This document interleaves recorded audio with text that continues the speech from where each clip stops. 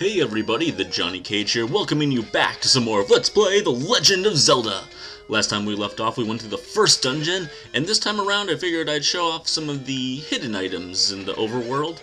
Most of the hidden items in this overworld you have to use bombs or the candle to get, and I'm going to show you just today a few of them that you can get using bombs, because we were lucky enough to pick up some bombs in the first dungeon. And if you hadn't picked up any bombs there, then you'd have to buy them for 20 rupees from one of the many caves that you can buy them from.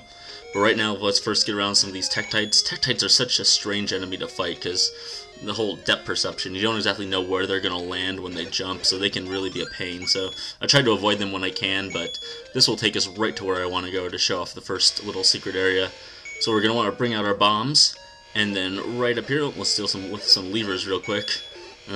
Any extra rupees we can get is definitely appreciated here as well, so 52 is a pretty good amount for right now. Blow out that wall, and what do you know, we got a secret.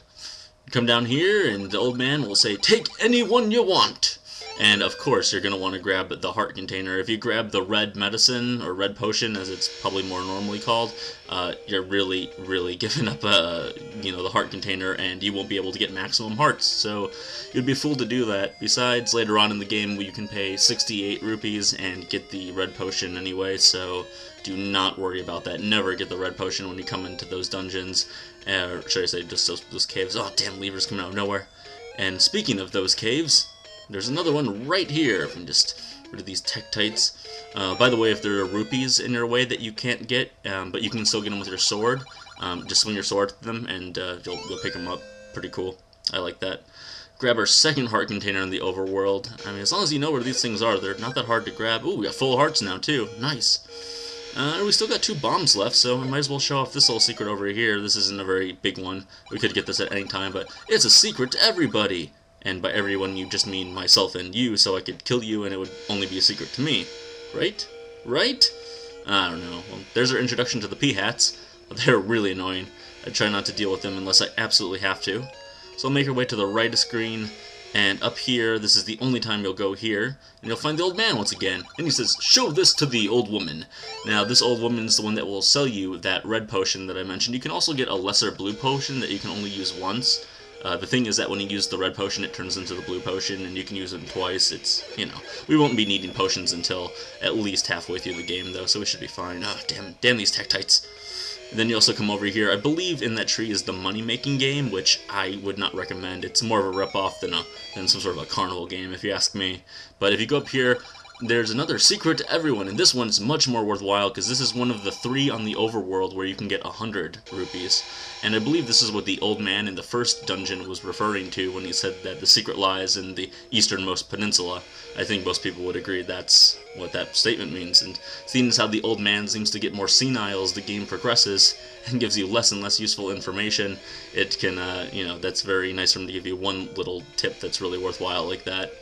So anyway, now we're going to go and we're going to get the White Sword, or as I like to call it in this game, the Master Sword, because it looks just like the Master Sword with the blue hilt and the silver blade. I mean, I know it's probably not canon to call it the Master Sword, but that's just what I call it, because I don't know enough about The Legend of Zelda. And you'll want to probably dodge that blue centaur guy. Those are the most strongest guys on the overworld, by the way, so if you don't have to deal with them, just try to ignore them, especially before you get dun-dun-dun-dun, this White Sword, or the Master Sword. I'm just going to call it the Master Sword, so I'm afraid you'll have to deal with that. I hope no one gets too offended by my perhaps misuse of the word. So we've got the Master Sword, which pretty much deals double the damage, and this thing is going to be destroyed. Now this area here, I didn't really mean to show this off as much as I did, but going up and down, the whole thing is a maze, and if you go up those stairs 4 times, you'll get to one of the much later dungeons in the game. But for now, you really don't have to bother with this area, and as you can see, if you go right or down, you will just completely go over the whole map again, so you just want to end up going left, and then you will get to, well, you won't get to where you want to go, but you have to go the long way around is what I'm trying to say. You come out over here, more Tektites. At least Tektites, they don't appear in areas that you spend a whole lot of time. And once you come up here into the mountainous areas, you get the falling boulders, which are pretty much a Zelda staple at this point. Dodge those the best you can. Shouldn't be too hard. Just make a beeline for it and you'll be fine. Go down. That river will eventually not be a problem at all once we get the step ladder, but we'll get to that when we get there. P-hats, I always avoid. They're really hard to take out unless you use bombs, and right now, seeing as how I only have one bomb, I'd rather not use it. There's the watch, which I don't believe I've shown off. You get the watch, stops all the enemies on the screen, makes your life a whole lot easier. And you just make your way across. Blue levers are twice as strong, but now that we've got the Master Sword, they are not that much of a problem. I'm still just trying to get my way to where I want to go. So here we are back at that cave where we got the heart container before. We can ignore this now, and all I really wanted to do was just go down here, which was more trouble than it had to be, it seems like. And you can hit this little statue, and when you hit those statues, they come to life. Sometimes they go crazy and run around, and sometimes they move very slowly and don't do much, but I don't know what determines that. If anyone knows, please let me know, because I've always wondered that. It just seems like just a random chance. There's some other secrets nearby here, but I'm not going to worry about that for right now. If you make a left here, you get to the second dungeon, and the second dungeon actually, I don't know why, I always feel like I never know exactly where it is, so I'm happy that I got it on my first try, because I feel like I go all over the map. I know it's like generally on the right hand side in the like upper corner, but for some reason it always evades me. Anyhow, here we are. It's known as the Crescent Dungeon because it's in the shape of a crescent moon, and I guess I'll switch out to the boomerang just in case we need it for whatever reason. We might need it later on. Come to our first room, and here we have ropes. That's right, not snakes, ropes. And actually, these rope enemies are very relevant. Keep them in mind. Keep them very much so in mind, because they will make another appearance in the next game I plan on LPing after The Legend of Zelda. And if you know what game that is, then you know what game I'm going to be doing next. So, feel free to leave your guesses in the comments below, because it is definitely, I would consider it to be a hidden gem of Nintendo games, although some people would say it's not that hidden at all.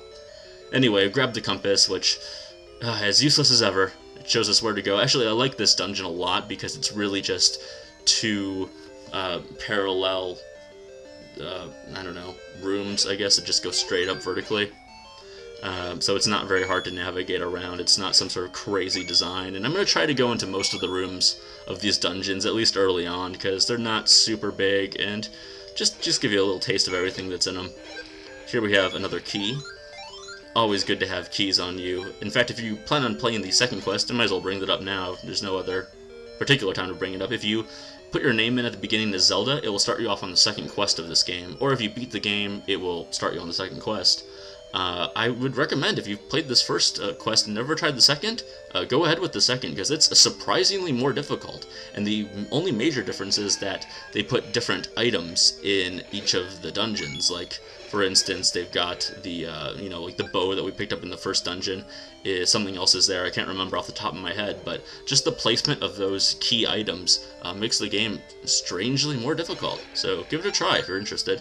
So there's a good look at what the dungeon actually looks like once we reveal it on the map there. Pretty straightforward, I like that. It's probably my favorite dungeon for that reason alone. Come up here, more ropes, snakes. Why did it have to be snakes? Well, better than spiders, if you ask me. Like the famous FDR quote, all we have to fear is fear itself. And spiders. Yes. How true it is. Go to the right here, try to investigate all the rooms. This room, oh my gosh. Oh god, I'm panicking here already. This is the first time when I first played the game. This is the first room I ever died in, and you can get beat up so bad in here. You just gotta understand your surrounding. Don't try to focus on the enemies as much as just staying alive. But you do want to go into this room because, oh jeez, getting blasted with these magic balls of death. Ugh. You'll get the, I guess it's iron. Boomerang. You'll get the upgrade of the boomerang, and the only difference between this and the first one is that it can kill, I think it can kill some weaker enemies that maybe the previous one couldn't, but more importantly it has full range. It can go all the way across the room, which is very useful. Boomerang has always been a good friend and companion of Link's, that's for sure. Take care of these weird little fireball sand things. They remind me of those fireball Link jumper dudes in Super Mario Bros. 3.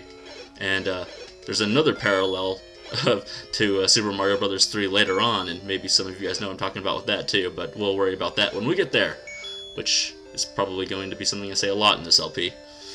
Oh, so we'll move over here, getting very close to the boss of this dungeon. Some basic slimes here, nothing that we have to worry about too much, but I'll take them out. Like these little slimes, as an example, I can use Boomerang on them. Grab some rupees. Max rupees in this game, as you may have noticed, I didn't gain any there, is 255. And next episode, after we finish this dungeon, we're going to be going to get the most expensive item in the game, the blue ring, which cuts the amount of damage you take in half. You can get it before you go into this dungeon. You can get it before you go into the first dungeon, for that matter. But we'll grab it next time, and it costs 250 rupees to get, so keep that in mind if you're looking to get it. Oh my gosh! Oh, I could be in trouble here. Oh no! Oh no! No! Oh no! Not like this! No! Oh, death count 1. Oh, that's embarrassing, but don't worry.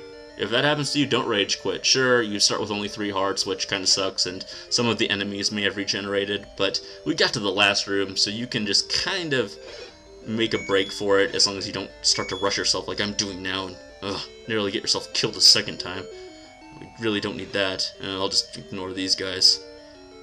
That's embarrassing, but normally if I was playing this on my own, I probably would have had the blue ring already, and it wouldn't have been a problem, but I didn't want to just, completely, get every single awesome thing in the game and make this as easy as it could possibly be. Give myself a little bit of a challenge, at least. I want to be the Legend of Zelda. I want to really know what it means to be the legend. Maybe one of these days. Maybe one of these days. Okay, take care of those ropes. Make our way up to the room that we got killed in, and this room is tough, as you can say. Actually, I was going to say before I realized that you want to have bombs going in this room. Oh, I just picked up some bombs here, and then I realized that after you beat all the enemies in this room, as I'm about to much more efficiently do this time around, you get bombs for free, and you'll need them to fight the boss, which is the legendary, fearsome Dodongo. Look how scary he is in this game. Oh, look at him trampling around there. He's bound to make a left-hand turn or a right-hand turn at any moment. You don't know what he's going to do next. So the way to defeat him, and Dodongo will become a regular enemy later on in the game, is just put 2 bombs down in front of him, and he'll blow up. There you go. Grab yourself the heart container, move into the next room, and as you very well know already, that room, it contains the piece of the Triforce. So we grab it, and we have officially beaten the second dungeon known as the Crescent. And I am pretty glad that one's over with, but the third one, and everyone from this point on, they're going to get more tough, so get whatever items you can. Ooh, more bombs. Hey, speaking of grab whatever items you can. Anyhow, guys, next time around, get a few more secret items, definitely get the blue ring. This has been the Johnny Cage. Thank you so much for watching. Please subscribe, like, and comment. I really, really appreciate it, and I will talk to all of you guys tomorrow.